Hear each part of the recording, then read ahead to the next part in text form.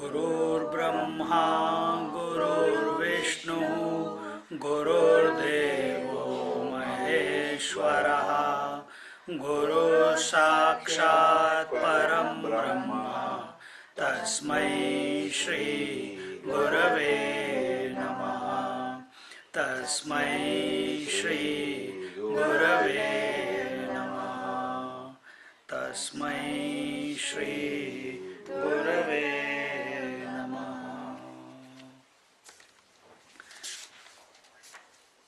So we are looking at Panchadashi chapter 4 verse 58.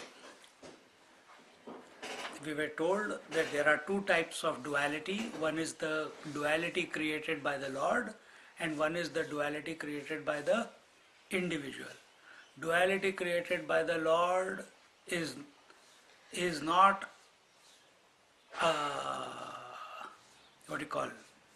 is not an impediment in your journey to the truth. It is helpful.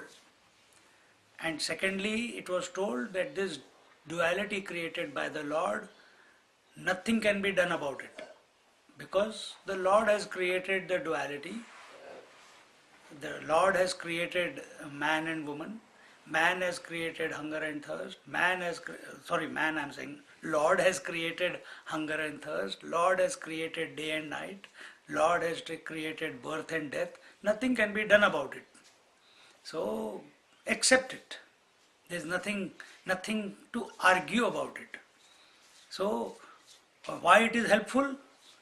Because why it is not actually why is it helpful, the Ishwar Srishti? Because if you die, you will get another birth because of the Lord, isn't it?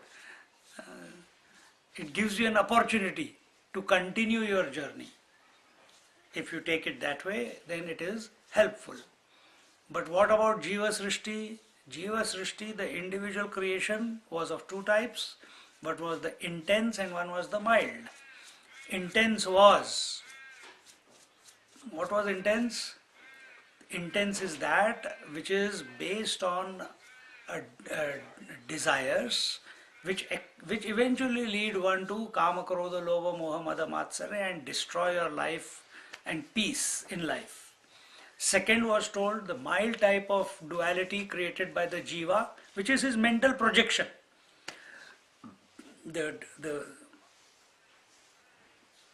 And that is called manorajya. Manorajya is habitual thinking, repeated thinking, imaginary thinking, building castles in the air, so on and so forth. That is manorajya. So here we have seen till now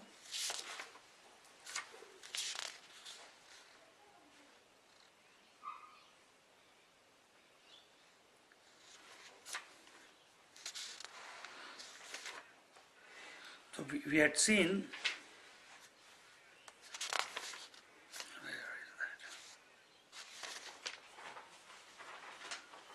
anyway, now we are talking about, we are in verse 58. It was told that काम्यादि दोष दृष्ट्याद्याः कामादित्याग हेतवः प्रसिद्धो मोक्ष शास्त्रेषु तानन्विष्य sukhi bhava. So the teacher, after having told in last few verses that, oh great seeker, oh great student, after discovering the self, after knowing the self, do not indulge in negative thoughts, do not indulge in the world, do not aspire, project, plan for anything in the world. Because it will eventually, don't live like a uncivilized person, don't live like an uncontrolled person, don't live like a person who is living like a dog. That's what the example had been taken. And then he said, He says, you suffered due to the defects of the mind before self-realization, and now after self-realization, you are being censured by the world. If you live like a dog, if you live like a person who is desiring and planning and wanting something from the world again and again and again, then even if you know the self, the world will censure you. World will,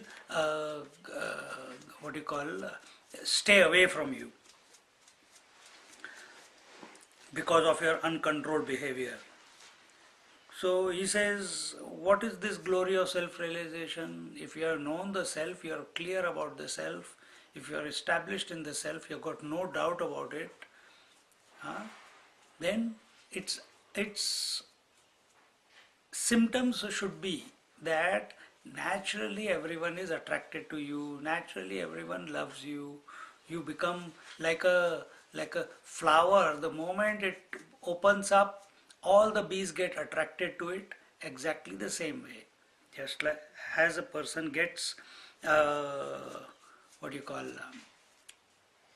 comes closer to the self or gets established in the self, he starts emanating a fragrance of unconditional love and a fragrance of unconditional acceptance, and everyone feels comfortable in that person's presence. And therefore it is told that, oh student, you maintain pratipaksha bhavana. Pratipaksha bhavana is a fault finding.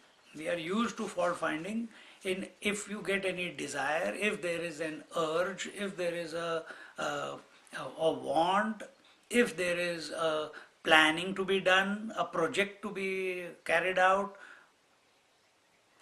do pratipaksha bhavana. See the fault in that thought, see the fault in that project, see the fault in that planning, see the fault in that desire, and the moment you do that, it will die its own death, or you will feel withdrawn from that desire the moment you find fault with that desire, and see that this desire is going to lead me to unhealthy situations. And that will be told in the next few verses, how attachment leads to desire, desire leads to anger, anger leads to, and it goes on. And that we will, those verses are coming. कुर्सी ले लो चाहिए तो.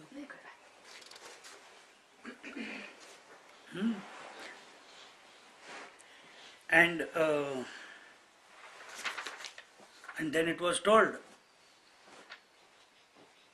that such a person becomes worthy of worship like a god by the world. And then this is the goal. The goal is to establish in the self. That is being worshipped like a god by the world. That is for the world to worry about. But for this person who is established in the self, the reason he is not unfolding himself is because even though he is very clear about who he is, what he is, that he is of the nature of the spirit, he is of the nature of consciousness, but why is the fragrance not coming out? Why is the fragrance not coming out? Because it is covered.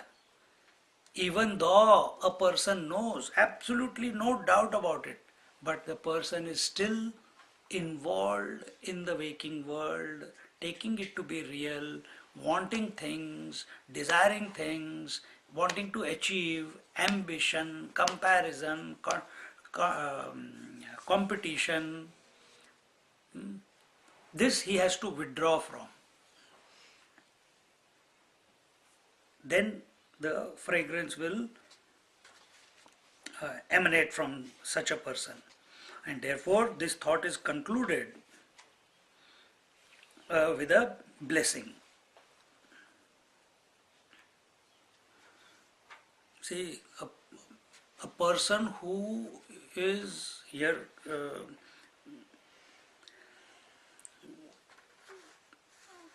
because we have these subconscious impressions in our subconscious mind, as we are, the more we want to stay with ourselves as the spirit, or as we move closer to the spirit that we are, these subconscious impressions keep erupting out into our mind as desires. Instead of giving fuel to that desire, instead of working out that desire, instead of satisfying that desire, we must remain focused on the self. And how can we move away from the desire to the self? First, find the fault in that desire, that it is not leading to a healthy destination, and then shift the attention after you have withdrawn, negated the importance of that desire, then move back towards the self. Because if, even though you know the self without any doubt, and if you live a life of desire oriented active life, people will not respect you. For a person of that stature, people will not respect you. People will censure you.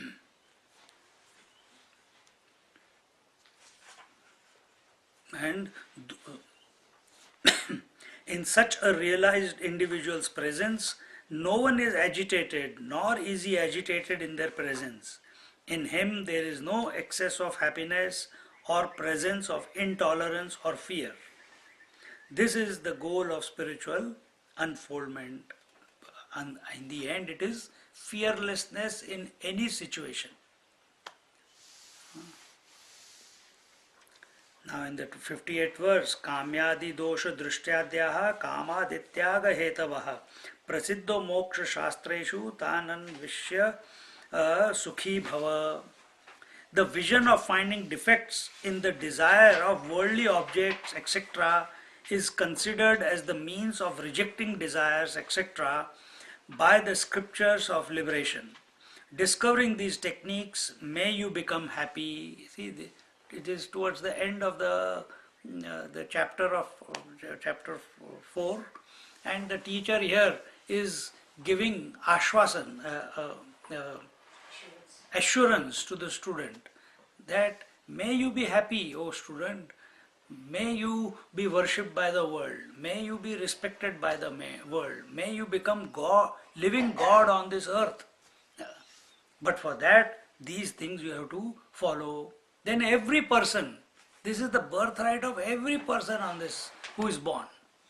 It is not only selected people will be.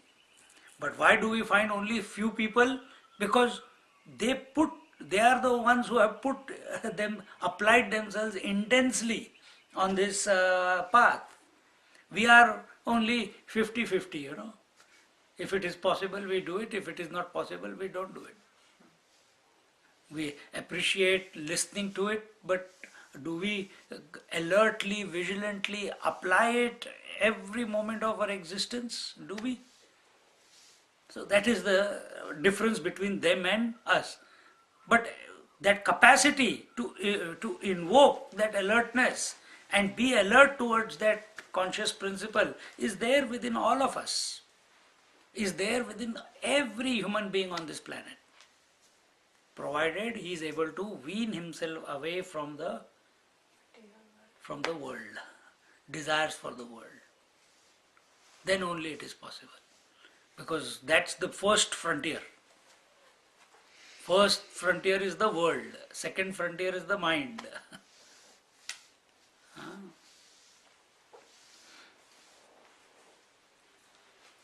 If one can develop the art of seeing the fallacy, the weakness in every emotion like anger, greed, jealousy, etc., that arise in the mind, if one can learn a lesson from every experience, the anger, greed, etc., will drop away. The moment you must have seen sometimes you are in a, well, we have seen, I don't know about you, because we allow you to bring water or some thing even in the class, in the retreat. But when we are in the ashram, even if the hunger is there and thirst is there and the class is going on, we never used to get up in the middle of the class to go and drink water. We'll just sit there. Hunger is there. Sometimes it used to be like that. Some days. And after you keep looking at it, don't give in to it, afterwards the hunger goes away. It doesn't disturb you. So same thing here. Every experience that we have in our life must lead us back to ourselves. If that is possible to be brought about in our day, in our every experience, then it is worth living.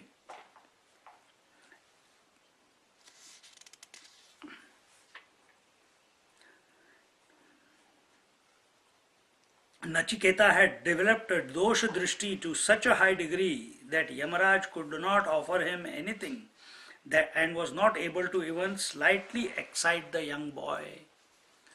He could not. Nachiketa had gone to the Lord Death palace, and there the Lord said, "Why you want all this? I'll give you, gold, money, I'll make you the king of the world, I'll give you all the girls that you want.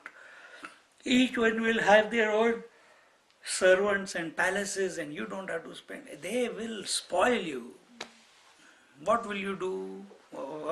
Why don't you take that?" He says, "By taking that, will I come to know, by knowing which nothing else remains to be known?" He was fixed. What is that by knowing which nothing else remains to be known? No amount of praise, no amount of offerings, no amount of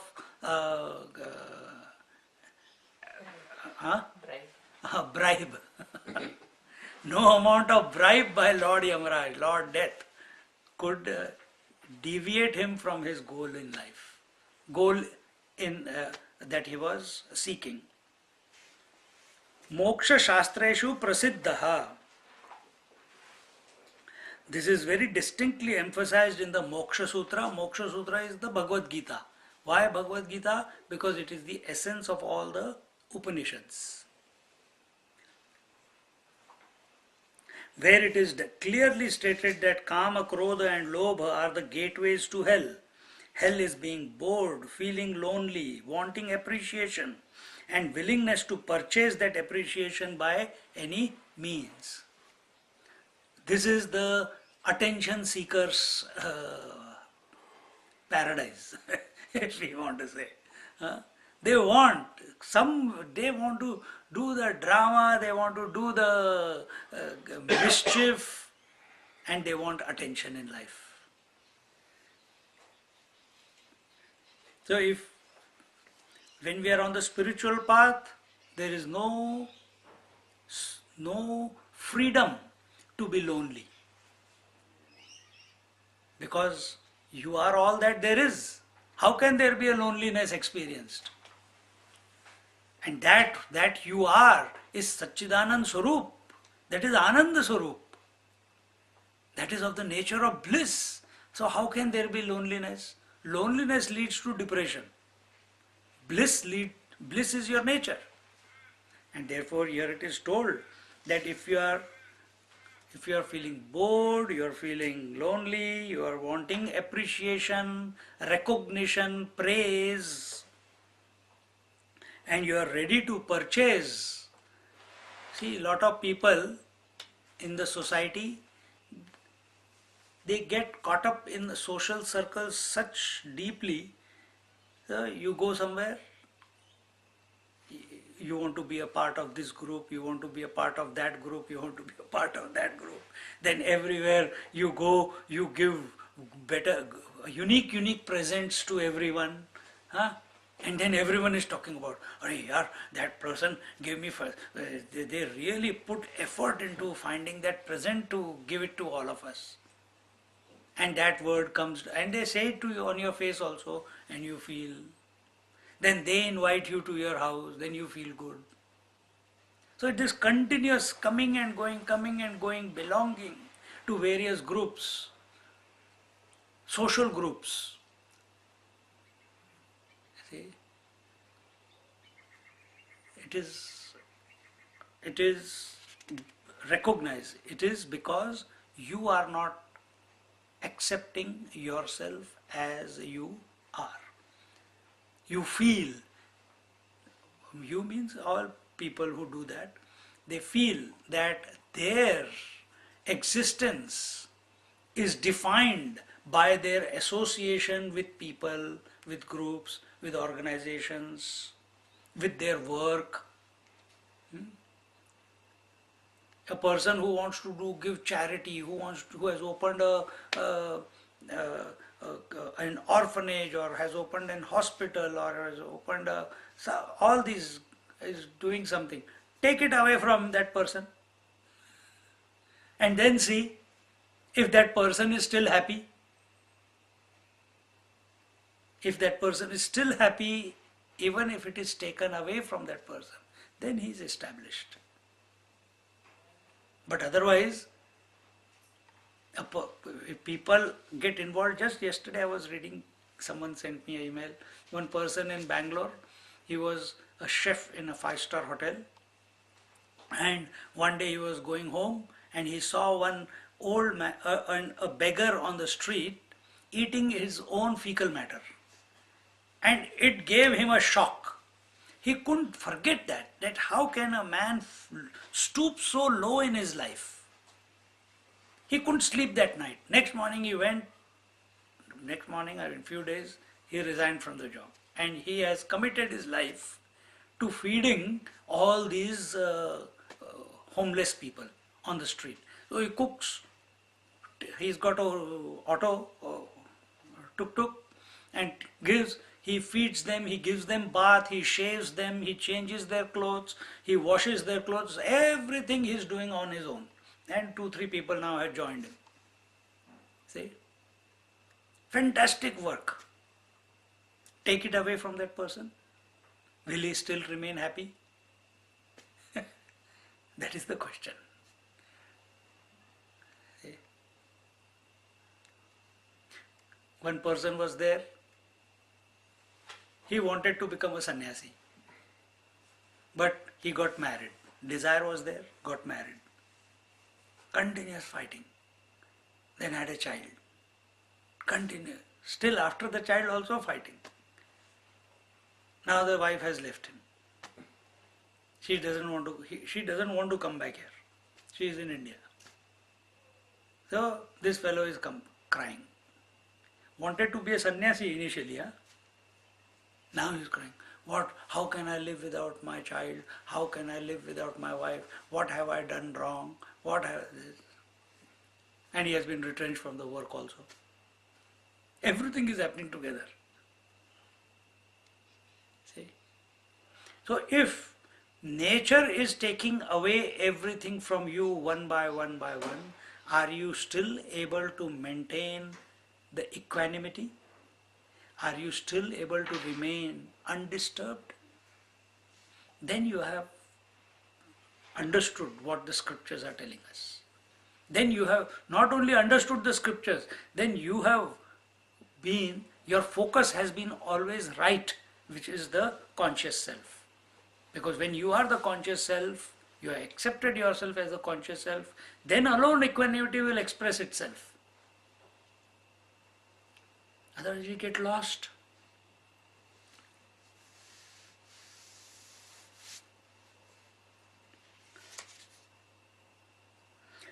Kamadi tyaga hetavaha. By such self-education through vigilant analysis alone will it be possible to reject the jiva kalpita dvaita, the duality created by jiva. So only by alert living, vigilant living, alert application of to yourself, to the self. If the desire is appearing, recognize that desire, find fault, recognize, that time it should click in.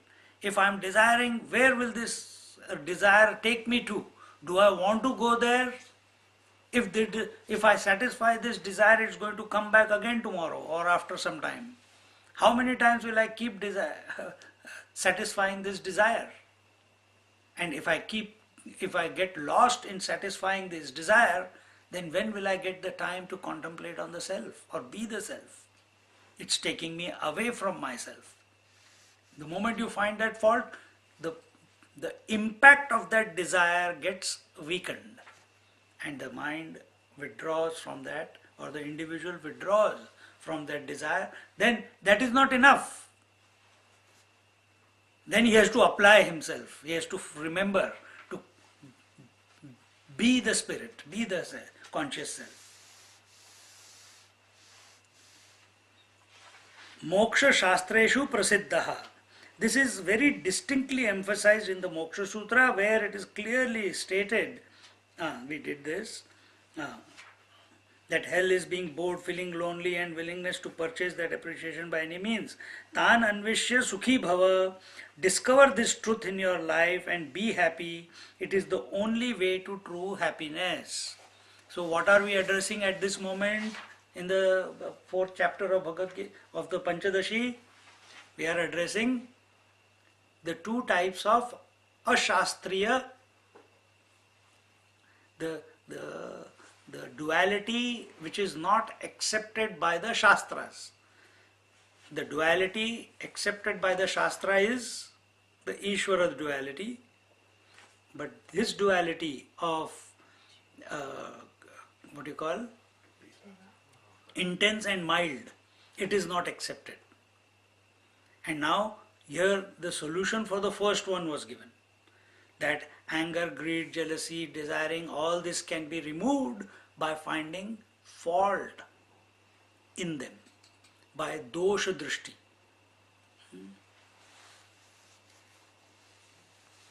See, if a person is coming with Ebola, for example, latest, if it is a person who is very dear to you, if that person is coming and says, "Hi Swamiji, I got Ebola, but I want to give you a hug," what will you do? What will you say? You will run in the other direction at great speed. Huh?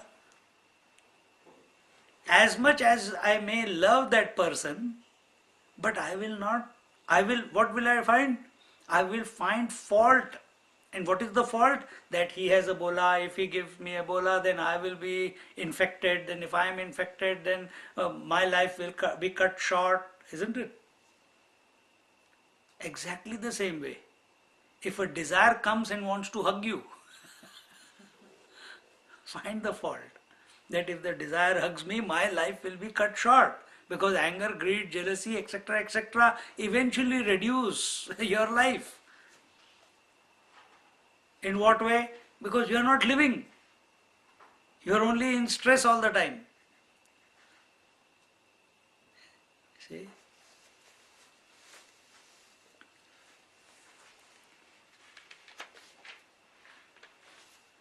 A doubt is expressed, the kama, krodha, etc. should be rejected, is accepted. But as regards the second ashastriya jiva dvaita, namely manorajya, that is imaginations and fantasies, why cannot one indulge in it? It is harmless and helps to pass the time pleasantly.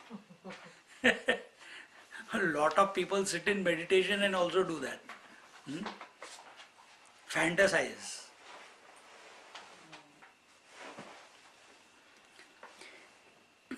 त्यज्यतामेव कामादिः त्यज्यतामेव कामादिः मनोराज्ये तु का क्षतिः मनोराज्ये तु का क्षतिः अशेषदोषबीजत्वात् अशेषदोषबीजत्वात् क्षतिर्भगवते रिताः Rita, not Ritaha, Rita. It says, Tyajyatameva kamadihi manorajye tu ka kshatihi अशेष दोष बीजत्वात् क्षतिर bhagavate rita. The defects of the mind, such as desires, etc., should be discarded. That means त्यजत, त्यज्य. Tyajya is to discard. What to discard? Kamadhi. Kamadihi. Kamadihi means kama adihi. Kama, desire. Adi means etc. etc. So, that means kama, krodha, lobha, moha, mada, matsarya. So, anger, greed, jealousy, anger, etc.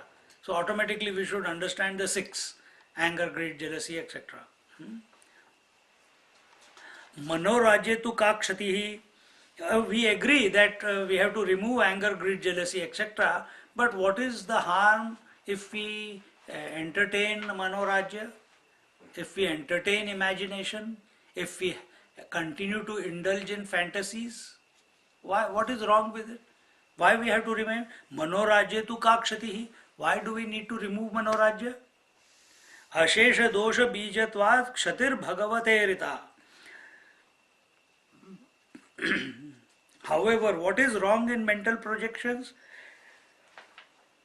and imaginations? And the second line in this 59th verse is the answer to the student's question in the first line. Ashesha dosha bijatvat. He says, the teacher says, Manorajya is the seed. Manorajya is the seed of all other defects. It is harmful, so declared Lord Krishna. The desire begins from manorajya. You see a girl and then after that keep imagining the girl in your head. You see something while going to shopping, window shopping, and you look at some shoe or you look at some dress, and that picture, you interacted with that only once you saw it. But whole journey back home, you close your eyes, only the shoe comes. You close your eye, only the girl comes. You close your eye, only the car comes, which you really desired. See? Because it has caught your imagination. Sometimes we are not even thinking of buying anything. But something catches our imagination and then we can't stop thinking about it. And the mind is continuously, the more it keeps thinking about it, keeps imagining it, keeps imagining it, keeps imagining it, in the end, the momentum of that habitual thinking will turn into a desire. Those are the seeds. Those are the seeds. People say,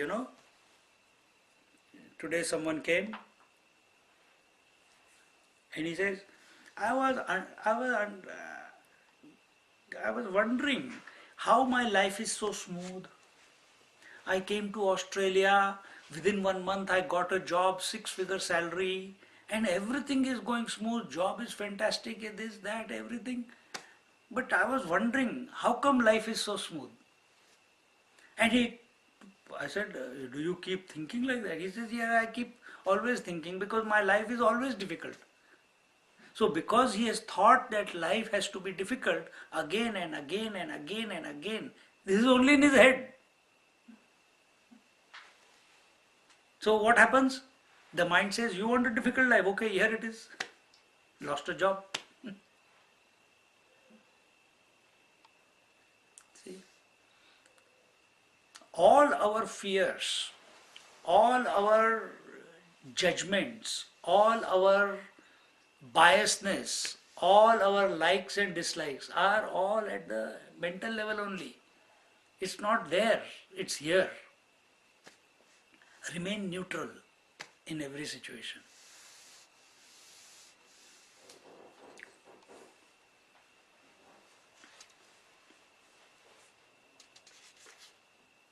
So what is manorajyam? See what this habitual thinking, imagination, fantasies, building castles in the air, where is it taking you? Where is it taking you? Into the world, imagination, away from the self. Away from the self, first thing. Second thing, it is taking you away from the present moment. So the present moment is satsang going on, and suddenly one word grabs your imagination and you start thinking, yeah man, I should know. By the time 2 minutes have passed, I have already, the topic has continued. Sometimes you must have, can you repeat that again? Can you repeat that again? When a person is having that feeling, understand, manorajya, gone into imaginary world.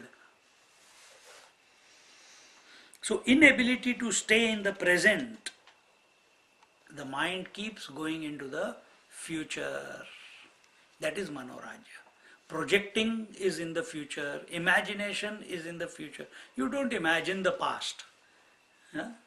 You can remember the past, but whenever you imagine and fantasize, it's always about the future. I wish I was a millionaire. It's not about past. I was once upon a time a millionaire. No, you want to move further. You want to move ahead. And so thinking about the future, fantasizing about the future, the present is gone. So beware.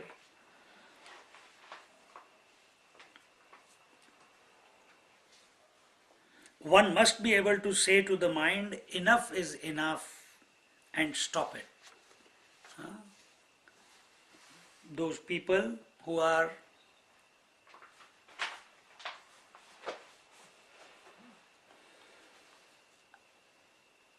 so stressed,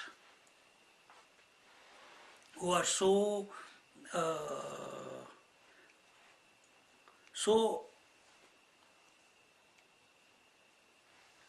not able to control their mind. Today one lady came, she was doing some Vedic chanting, and she said, Swamiji, how do I stop my mind? It doesn't stop. See? How do I stop my mind? See? Why has that come? Why has that thought come? How do I stop my mind? It keeps thinking about something or the other all the time. How do I stop it? Does that happen to us? That it keeps thinking, it's never able to remain still. The moment for 1 second it becomes still, it wants to fill up with more information. By imagination, by desiring, by remembering the past. See?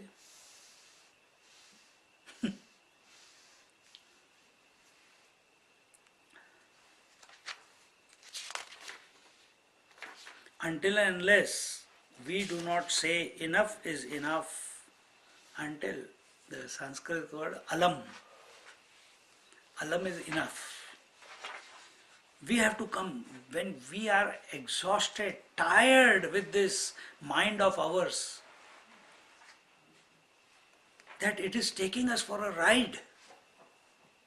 Isn't it? Enough. Then there is a possibility of another door opening. But till you are enjoying imagination, till you are continuously so deeply involved in projecting into the future, it is not possible for the other door to open. The spiritual journey door, the spiritual door will only open when you stop wanting something from the world, when you stop desiring something from the world. See? Not otherwise. You can't say, I am desiring this world, I have to do this, I have to do this, I have to do this, but I am spiritual, I want to know myself also. You have to eventually give up. Meaning what? You have to give up the obsession with the world. You will still be in the world, things will still go on in the world, but you are not available to the world. So, the teacher says, Ashesha dosha bijavat kshatihi. It is the final seed of all the miseries in the life. Meaning, We can give up our desires, we give up the people, we can give up the house, we can give up the relatives, we can give up everything. We can disidentify from the body. We are sitting in meditation, we can reduce the flow of the breath, also is becoming slow and shallow. But the final frontier is the mind.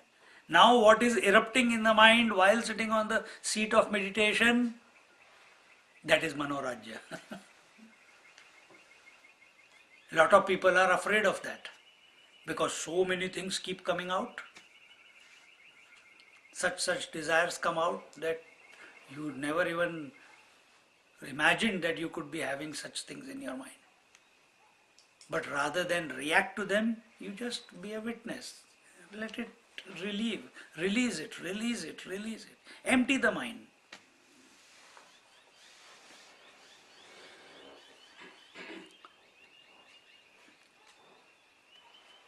So it is from this seed alone that the big jungle of dosha grows up in life and it leads to self-destruction. So one fanciful imagination. What? I think that girl going on the road is good to be my wife. And from that one imagination that I think she is my partner, my heart tells me I think she is my soulmate. From that moment on, for next 40, 50 years, he is busy. See? One imagination, I must buy a Ferrari. Then whole life he is only working to collect money to buy that Ferrari. Isn't it? Or buy a house. There's a person, he wanted to buy a house. I went to his land. He said, Swamiji, please bless my land. I said, why? No. So what happened? The land, I have been suggesting, buy here, buy there. You can, 600,000-700,000 you can buy. No, that is very expensive. This is not our budget. This, that. Then do what you want. Then while we were gone to Kailash, he has bought a land in some place. I think this is the one. In front of the park and corner plot and this and that. Emotional buy. Bought it. Now the land is in a funny shape. One side it is narrow, the other side it is wide. Now, no house of any construction company, pre-designed houses, is fitting on the land. So now he has to design. And to design by a new design by the architect, and then for them to make all the things specifically for that house is going to cost more. Now he is going to end up paying 800 to 850,000. I said, why did you not listen? Why don't you just sell this off and then go and buy another ready-made house? Now you are there to, and they are 65, 66 years old. At this age to construct a house from a scratch. So, Swamiji, please come. So, for this they call us, have Bhiksha and take me to the land. Then we chanted some Hanuman Chalisa and came back. Now let's see. But my point is an emotional. I think this is the one, Then see, if that land was not there, all these sleepless nights would have been there. Now they are running from pillar to post, from company to company to company, and everyone is saying this is a funny shape. Not that construction cannot happen, it can, but money is required, more money is required. See? And this is how we also sabotage our happiness. I think I should invite that person for this and this. I think I should go to that place. And then planning, then organizing, then do this, then do that, and you lose your sleep. Isn't it? So beware.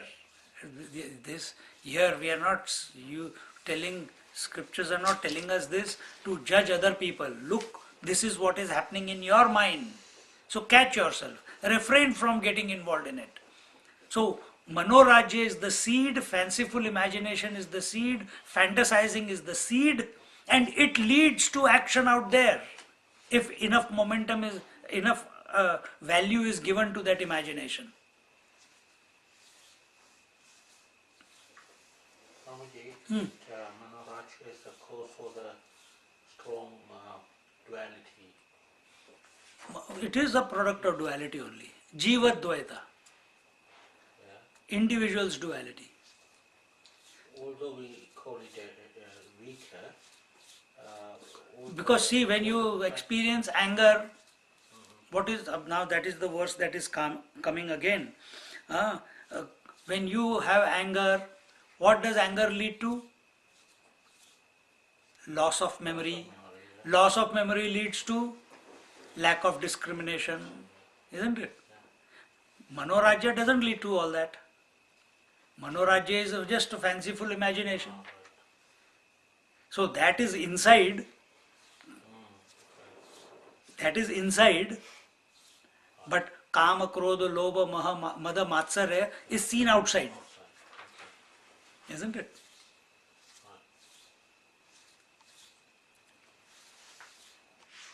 The Bhagavad Gita is now cited in the next two shlokas. This is the topic now.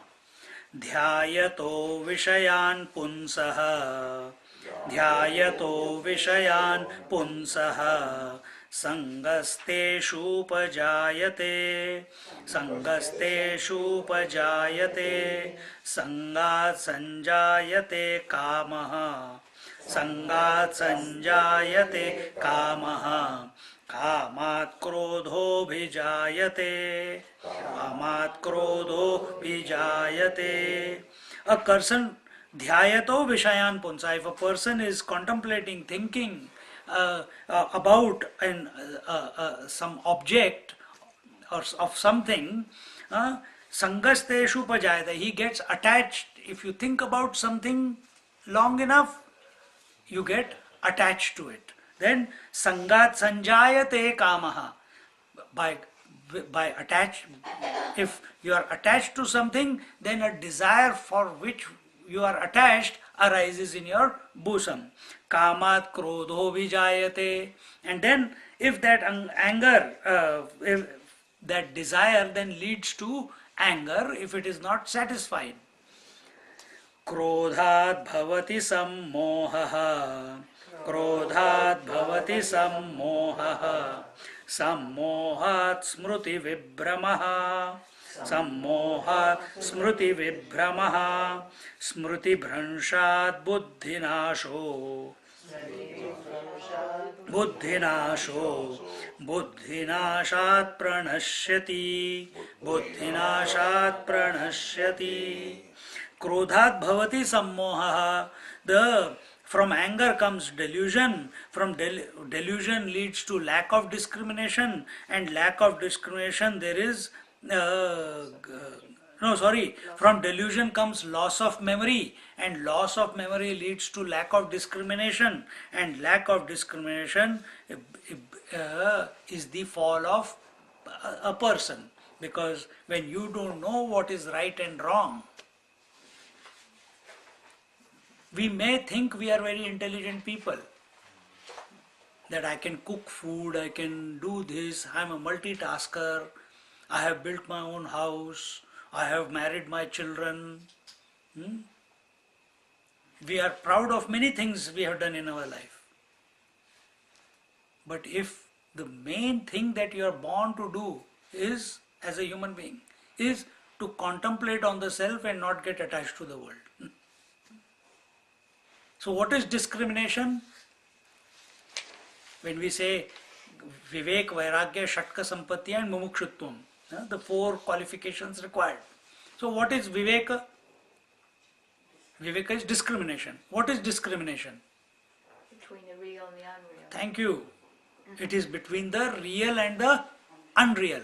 But where is our discrimination going? To the unreal. In the unreal we are discriminating. Isn't it? That I don't want to sit here, I want to sit there. I don't want to eat this, I want to eat that. See?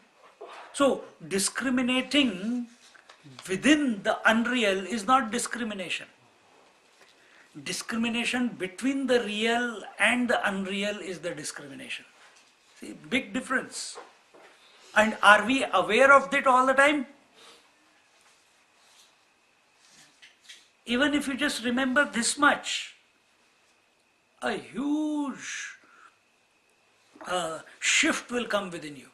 Huge shift will come.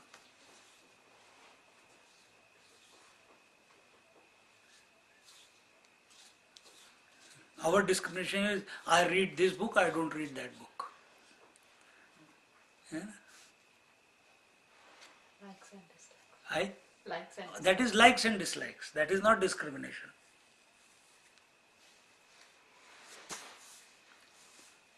So catch yourself. So here it is told that I have already explained, and we have seen this before also. So whenever we get fascinated by any thought, it comes and makes a home in our bosom. And then we get attached to it. Vishayan dhyayata punsaha teshu sangha upajayate. And as a result, he gets attached to that object and starts giving value to that object. Where? Not outside, in his mind. In his mind. You know, in the farmers market, now the latest cherry season has come. Yesterday's news was, yesterday or this morning news was telling. One person, the first box of cherries in the market to be sold for charity purpose. So two people were bidding. A small box, I don't know how many kgs.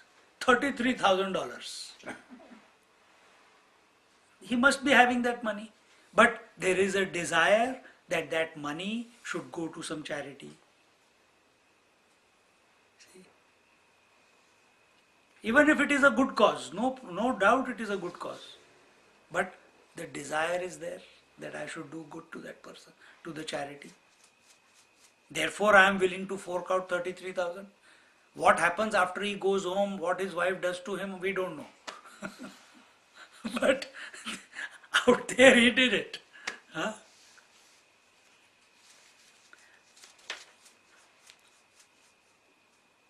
What would have, so many people were there.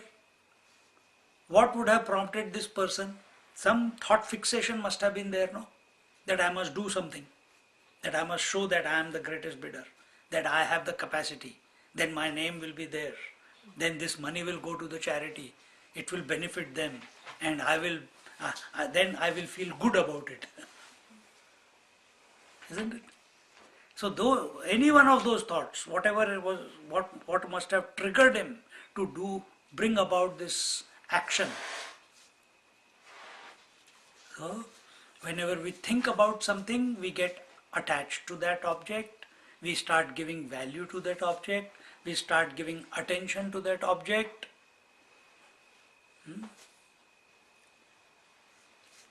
Sangat samjayate kamaha.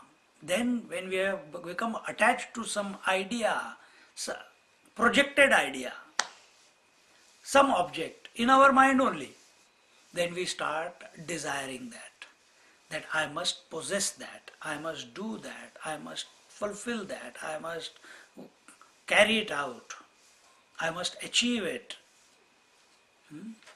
So that desire comes. And it can be for something or against something also. Yeah? Like or dislike. I can run towards that object or I can run away from that object. Like some children come to our house. Some of them have become comfortable with Bindi, but some kid, when she was a teenager, when they were young also, they must have pulled the tail or something, and she must have just, to protect herself, she must have just done this, and her sharp nails must have scratched them, or they must have got, pinched by those, pricked by the nails. From that time, in that child, the fear is there. Until now it has stayed in its mind. See? So the moment he looks at a cat or any cat, it does not, how beautiful the cat is, no. That picture comes into his mind. So where is the value? To an imagination, isn't it? You're looking at the cat there, but you're remembering what happened when I was so many young years old and I touched the cat. So that is past. What is happening is in the present. And we bring that. So that then the desire comes, I must not go close to the cat. Isn't it? And this is how with everything in our life we are doing. Everything. It's not worth indulging in all these things. Instead, discriminate between the truth and the real and the unreal. Truth and the unreal. Truth is only one. Unchanging principle. Unreal is continuously changing. Kamat krodho bhijayate. When we desire something, it may be fulfilled, it may not be fulfilled. Our desires. We may get what we desired, we may not get. If we get what we desire, it leads to greed. But no person's greed can be ever fulfilled. So it will lead to anger. And if the desire in the first place it was not fulfilled, when we don't get what we want, we become angry. So whatever way you take it, whether desire is satisfied or it is not satisfied, it leads to anger and anger alone. Even if its journey is through greed and then anger. It's just a deviation, that's all. But it will end up in anger. Kamat krodho bhijayate. So what we should do, if this is the case, we should just accept everything as it is. Don't try to change situations, don't try to change the world. Accept the world as it is. This is where it comes. When there is a desire to change the partners, when there is a desire to change the children, there is a desire to change things and beings in the world so that you become happy by looking at it or interacting with them. Will it be satisfied? We don't know. It will lead to anger. And if you want to get rid of this, accept everything as it is.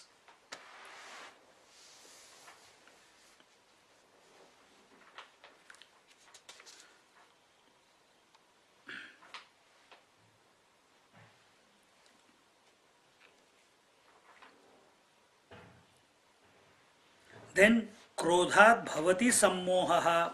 When a person is angry, in that fit of anger, what happens? You forget. What do you forget? You forget what happened when last time I became angry.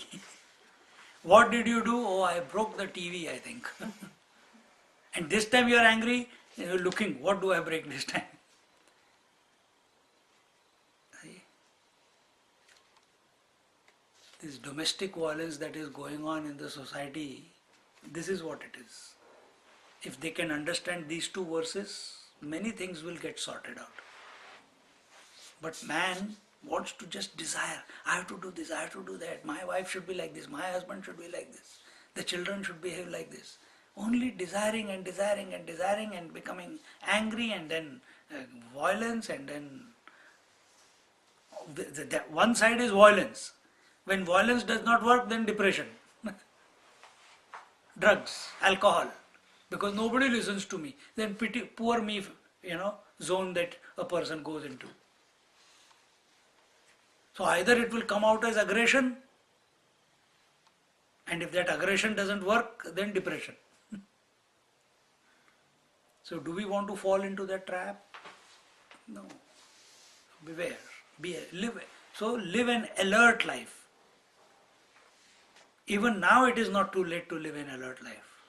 Because it has to just catch your imagination. You know how to imagine. Catch that imagination if you want to. That I must be alert all the time. It will help you to conclude positively in this lifetime. क्रोधात् भवति सम्मोहः, सम्मोहात् स्मृति विभ्रमः. Then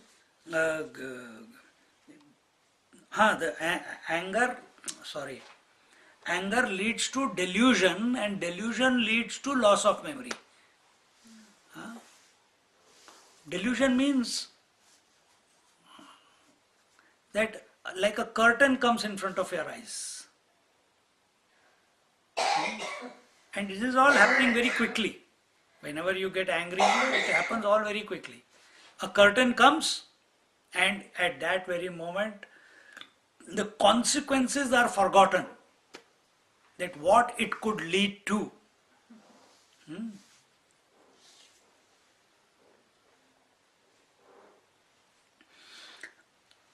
And from sammohat smriti vibhramaha, smriti bhranshat buddhi nashaha. And once memory we have lost our memory, or we have forgotten what this particular action led to last time, then it leads to lack of discrimination. Then in that intensity of desire, we forget, intensity of anger or whatever, we forget what is right and wrong. Forget what is right and wrong. This is how instigation happens. Riots take place. This is how they take place. For someone, especially in India, someone will instigate someone. Nothing has happened, but they will just go screaming, "Arey yaar, that Hindu killed this one, or that Muslim killed this one," and just nobody will check the facts. First they will pick up the sword and they will follow. Who is that? Who is that? Chalo, maro, maro, maro, kill, kill, kill, kill, kill. And before you know, there is a riot. And this happens in India on a daily basis. Daily basis. Somewhere or the other in the country. See?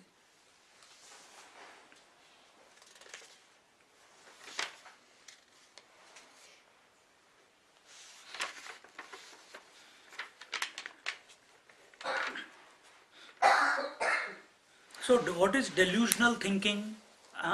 Anger leads to delusion. What is this delusional thinking? This delusional thinking is that my anger is justified. My desire is justified. My self-pity is justified. See? This delusion, not necessarily, it can be, you become a great person in your own eyes. But the whole world is a thoo to you. They don't care about you. But you, in your own head, you have become a great person. That everyone should respect me, that I am now the patriarch or the matriarch of the family.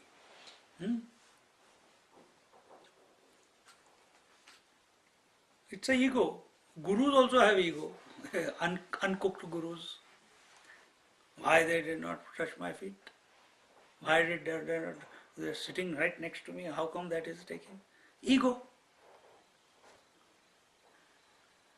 A disciple also has ego. What is the ego? He thinks that he has become the guru. That is the biggest problem. When a person starts thinking, and in that delusion, he even is ready to insult the guru, disrespect the guru, disrespect the God. See? This is all because of delusion.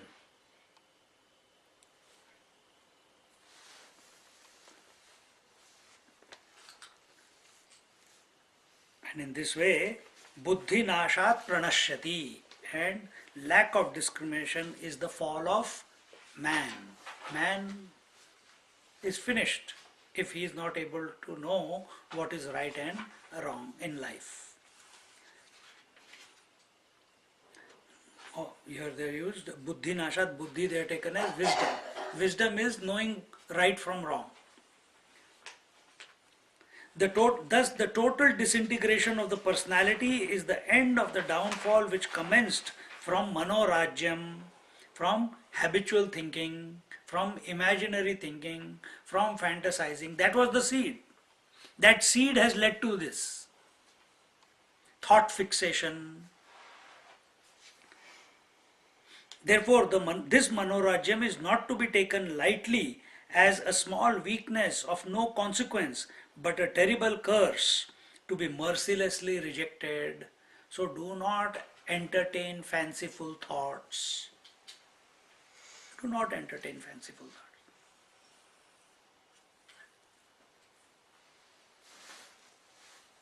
See?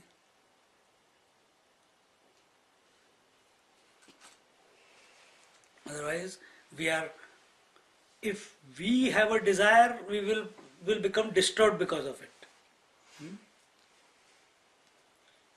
Last time I went to Hobart, I stayed with one Malaysian and Fiji couple, and they said, Swamiji, let's go to South India.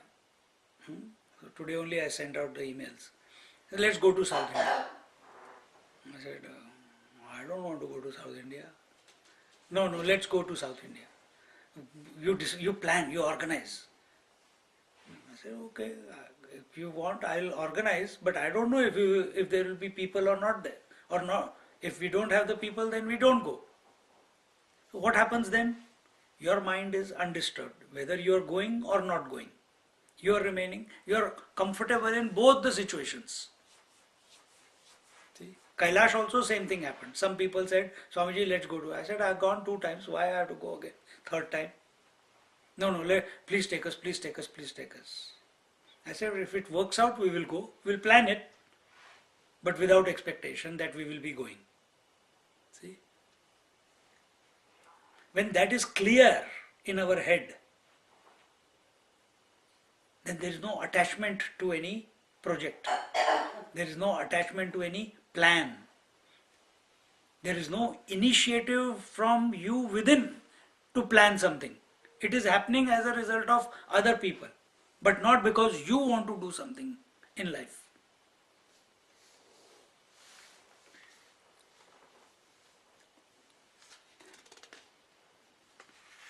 So manorajyam has to be rejected. Why? Even though it has been given as mild, but it is the seed of all others. It is the seed of intense. It seems that deep sleep is a very peaceful state, but it is the seed from which the waking and the dream come out. Understand? Same way here also. It's so peaceful, isn't it, in the deep sleep? But out of the womb of the deep sleep, out of that unmanifest, the manifest waking and the dream come out. Similar is this case. A method of rectifying manorajyam is recommended by Ramana Maharshi, and that is of tracing the path taken by manorajya thought back to its source. So find the source of the thought. Where is the mind where is the thought appearing? In the mind. So what is the source of the thought? Have you ever seen the mind? No, but you search for it. In that search, from where is this thought coming? When did it arise into my mind? Everything will be over.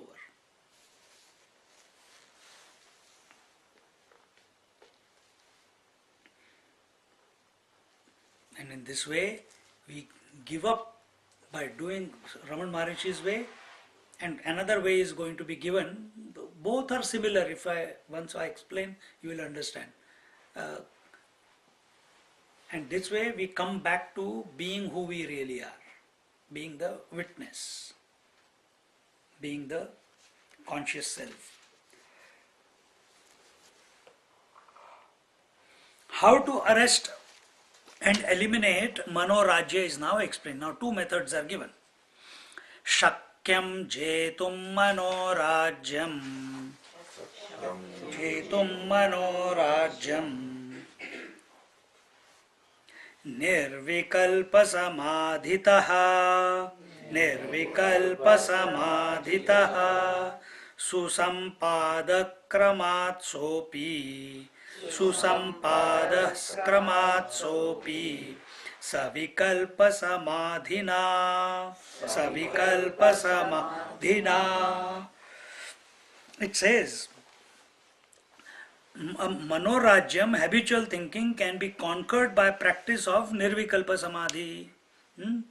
So, Shakkam Jetu Manorajyam, it is possible to remove Manorajyam Nirvikalpa Samadhitaha through the practice of Samadhi Abhyas. Nirvikalpa Samadhi Abhyas. What is Nirvikalpa Samadhi Abhyas? What is Nirvikalpa Samadhi? A thought-free state of mind is Nirvikalpa Samadhi. So when we do, according to Yoga Sutra, Chitta Vritti Nirodha. So when mind is Chitta Vritti, when the mind has become completely devoid of eruption of thoughts, then a person gets absorbed into the self. That is the Nirvikalpa Samadhi.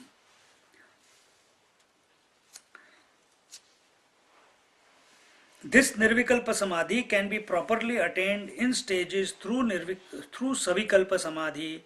Susampada Kramat. Kramat means step by step. Sopi Savikalpa Samadhina, and that step by step is, they are different in our in broad terms. Savikalpa Samadhi leads to Nirvikalpa Samadhi. Just like in Yoga Sutra it is told that Dharana Dhyana Samadhi. This is all the steps. Asan, Pranayam, Pratyahara, Dharana, Dhyan, Samadhi. These are all step by step. So what is Dharana? It is thinking of one species of thought to the exclusion of all others. So because you are trying to make your mind single pointed, then when that thinking, that thought which you are trying to think of, it becomes natural for your mind to think about it, and it is not getting disturbed by anything, just like it is natural for us to think about the world at the moment. When it becomes natural for you to think about that name of the Lord or that Om, for example, it will lead to, that is called dhyana. When your mind is continuously thinking of something without any disturbance, eventually it goes into Savikalpa Samadhi. That is called, the last stages of dhyan are called Savikalpa Samadhi, where the mind is of its own accord continuously thinking about it. Then when you come to notice that, hey, this is going on, and again you take charge. Now you don't have to put too much effort into, you are not afraid that some other thoughts will come. Naturally that thought is coming. Now you take one thought and try to go to the source of it. Where is it beginning from? It will lead to Nirvikalpa Samadhi. So here it is told that Manorajyam Nirvikalpa Samadhita Jetum Shakyam. It is possible to control Manorajyam by Nirvikalpa Samadhi, and I just explained that through Chitta Vritti Nirodha. Sahapi Savikalpa Samadhina Kramat Susampadaha.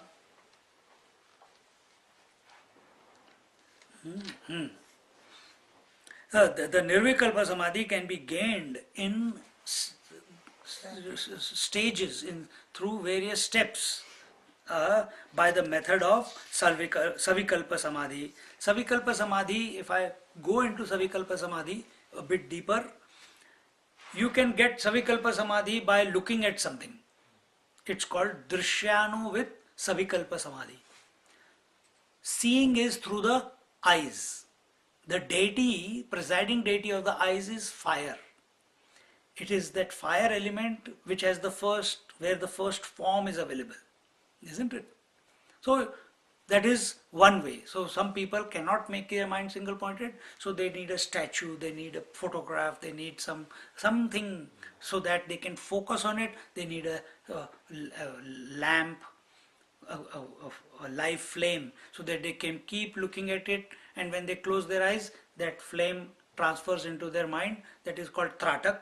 But this is how they want, because they are not able to straight away go at deeper levels. This is the gross way of beginning. Drishyanu savikalpa samadhi. But if I am looking at the photograph of Ram or a statue of Ram and my mouth is chanting Ram, Ram, Ram, Ram, and I am looking at the photograph, somewhere along the line I'll go into samadhi, if the devotion is there, if the faith is there. Then after some time that picture also will go away, but the name of the Lord Ram will remain. That is called Shabdanu Savikalpa Samadhi. Shabda, the word. Sound is the quality of which element? Earth, water, fire, air and space. It is the quality of space. So fire was 3 steps down. It was gross. Space is the subtlest, isn't it?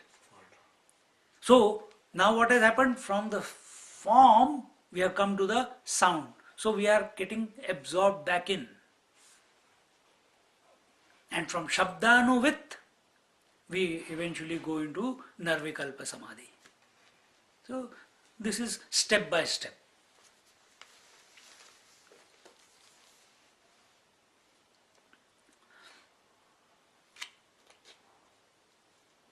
In Nirvikalpa Samadhi, importance is given to the individual in whose mind the thoughts are appearing. This is from the point of view of the spirit. So when your japa or mantra is automatic in the mind, your attention is, hey, I am watching, this is going on. I am not chanting. I am watching that the chanting is taking place. Then your attention doesn't go to the chanting. Your attention goes, who is this me who is watching that the chanting is going on in the mind? When this shift, it can come now also. It has to grab your imagination. But there, when you go through this step by step, it happens automatically. In this method, this is the meditation that we used to do for so many times. The body is kept still. Gradually the respiration becomes slow and shallow, as if it is moving within the nostrils. As a result, the mind, which is supported by power of respiration, attains a relative quietness. So again, this is step by step. You can't handle the mind straight away, so first you make the body quiet, then the breath quiet. The breath is connected to the mind. If no breath, no mind. So if the breath has become slow, to a large extent the mind also becomes slow. Then in that slow mind, you introduce the japa or the contemplation on the remembering the name of the Lord, or contemplation of the self, of who am I, in that quiet mind. See? This is the way to, why are we doing this? To remove the manorajya, habitual thinking. To remove the habitual thinking.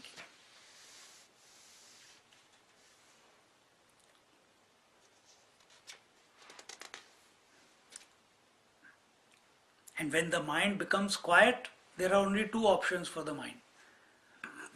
Either to go into deep sleep or to go into Nirvikalpa Samadhi. By regular, continuous alertness, vigilance of the mind, we refrain from going into deep sleep. Because 0 thoughts in the mind is equal to deep sleep for us. And we have practiced it for so many years. So it's natural. When that moment of last thought leaving the mind comes, we glide into deep sleep. So yawning comes, body relaxes. But that time remain alert. Do not go into deep sleep.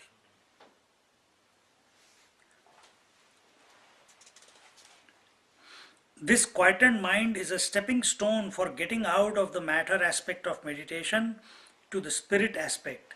Up to this point is Savikalpa Samadhi. To this quiet mind, I, the observer, gives the order to chant the name of the Lord or to contemplate on who am I, like Ramana Maharshi did. And as a result of that, by constant practice, one can come to the understanding of the meaning of witness, observing the mind, the subject or observing the object. The subject you are, object is, what is the object here? Mind. The thought in the mind, not the mind itself, but the thoughts appearing in the mind. And what is the thought? It is the name of the Lord or Om, which you have practiced to such an extent that it is automatic. Or if it is not automatic, even if you are taking your object right now, as I am speaking, I can watch that I am speaking. See? Speaking is taking place. You can have this bhav, feeling that eyes are seeing, ears are hearing, that you are expressing through this body, that the eyes are blinking, that the words are being heard, thoughts are forming in your mind and then going away. You can have this feeling that you are a witness of all this. To maintain this bhava again and again and again and again will lead to witnessing. You are disidentifying. You are watching that all this is happening automatically in the matter. You are the witness. But unknowingly somewhere we have changed the position, have become the owner of all this, isn't it?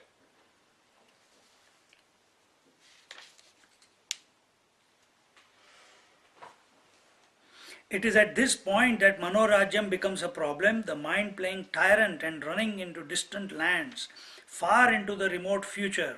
So again we trace it back to the 0 point. By this technique of cutting down the thought frequency, in due course, Nirvikalpa Samadhi is possible. So whenever our attempt is to make our mind single pointed on something, the mind will try to distract us. That is Manorajya. When we have slowed down our mind, we don't want to go into sleep but we want to remain alert, again Manorajya will play itself out. So at every step, it will come, whenever you begin the journey to the self, you want to come to the satsang, Manorajyam will come. Hey, yaar, it's so cold, why I have to go today? I think I will listen to it on the live telecast. Manorajya. So, as you are going through the stages, we are talking about step by step. So, as you are going through stages, you are clearing up the outside Manorajya, you are clearing up or letting go or growing out of the superficial Manorajya, and deeper subconscious thoughts are habitual thoughts are expressing themselves. So by the time you come to this point where you are so deep in meditation and now you are chanting away the name of the Lord, and that time if something comes, distraction comes, then if it has come at that level, you also have been given the capacity to go beyond it also. Don't think it has come, oh, I don't know how to do. No. Challenges, only those challenges come to us in life about which we have the capacity to deal with. If you are in year 4 or year 1, you don't get the exam of university. You will get the exam what you have been exposed to, isn't it? That's all. So same way in sadhana also. Wherever you are, to that level the challenges will come from within. And you release them, let go of them, go to the next level, then at that level, a deeper level, things will get cleared up from the subconscious mind. But when you are coming to Nirvikalpa Samadhi, is the last frontier. So the jump from Savikalpa to Nirvikalpa is the last frontier. See? And what is that frontier? A deep sleep. But the sleep will challenge you all the way, from the beginning. Sometimes we are sitting in the class but we feel sleepy, isn't it? Because we are not invoking the capacity. Capacity gets invoked when we are inspired. When we don't want to waste time. More than wasting time, when we are inspired. And in this way,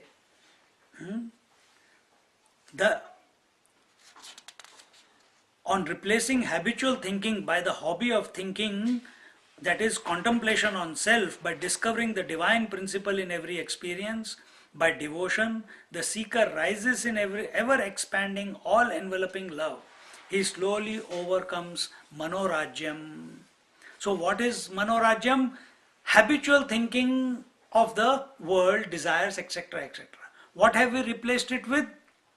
Habitual thinking of the divine name, isn't it? Or habitual thinking of who am I? But habitual doesn't mean that you have to keep repeating. No. When you are moving through the world, automatically your mind should remember to chant the name of the Lord. That is habitual thinking. When this replacement of worldly thoughts by divine thoughts has happened, it's a big milestone. It's a big milestone. Thus, through Savikalpa Samadhi, the knower known and knowing, the experiencer experienced and experiencing, these Triputi, which is keeping the mind alive. Till this three are the knower, known and knowing. If they are there, you cannot go into Nirvikalpa Samadhi. It is not possible. Chitta vritti nirodha iti yoga will not happen. Till this, till these three legs are there, till then the stand can hold the camera. Till the knower, known, knowing are there, till then the mind is functioning. Mind is, the thoughts come because there is a knower of the thoughts, there is subject, there is an object, and there is an instrument of knowing. So therefore the thoughts are appearing in the mind. See? So to destroy this, to annihilate this structure, you have to choose such an idea, such a thought which has the capacity, and it's a scientific process. You take the name of the Lord, it will get destroyed. It will lead to Nirvikalpa Samadhi. And in this way, such a mind loses its capacity to create new manorajyam. Just as a long used organ atrophies, so also the mind long exposed to the state of thoughtlessness, of Nirvikalpa Samadhi, loses its habit of unwanted thinking. So this must be practiced on a regular basis. In Haridwar, when I went to Kumbh Mela, there is one teacher, Guru and Chela, Guru and disciple. Guru has decided that he is going to keep his hand up he is going to keep his leg up for the rest of his life. So he is standing on one leg. Sometimes holding on this, sometimes someone is there, but he will not keep. Now that leg, even if he wants, it does not come down. And his disciple, great Guru, he put his hand up. For last 25 years, put his hand up, no blood flow. Even if he wants his hand to come down, it doesn't come down. This is called atrophy. The natural functioning of a particular organ becomes, that organ becomes incapable of expressing that capacity, isn't it? So same thing, if the mind's habit is to think thoughts, and by continuous practice of Nirvikalpa Samadhi, we are not allowing the mind to think thoughts, a day will come when the mind will say, it will not want to think thoughts. No manorajyam from that point onwards. Then you are continuously in Nirvikalpa Samadhi. This is the way to destroy manorajyam. Fantasizing, imagining your future. That I will do this, I will do that, I will achieve this, I will achieve that. I will become a great yogi. अभी शुरू क्या किया है? We plan, we project. For what? We are forgetting the present moment. Continuously imagining the future. So, manorajyam is the seed. Kama, krodha, lobha, moha, mada, matsarya. These are its expressions. So the more you imagine, the more you will desire. The more you desire, the more you will become angry. The more you become angry, the more you will be deluded. The more you are deluded, the more there is loss of memory. More there is loss of memory, you forget what is right and wrong in life. This is the fall of man. Who says? Bhagavad Gita says. See? So correct yourself where we are going wrong in life.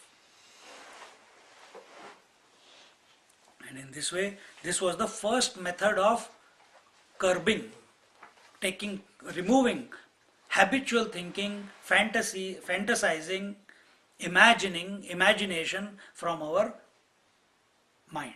Now there is another method, and that one is, which I have mentioned many times, pranavam dirgha uccharyam manorajyam vijiyate. So that we will look at it in our next class. Om Purnamada Purnamidam Purnat Purnamudachyate Purnasya Purnamadaya Purnamevavashishyate. Om Shanti Shanti Shanti. Hari Om. Shri Gurubhyo Namaha. Hari Om.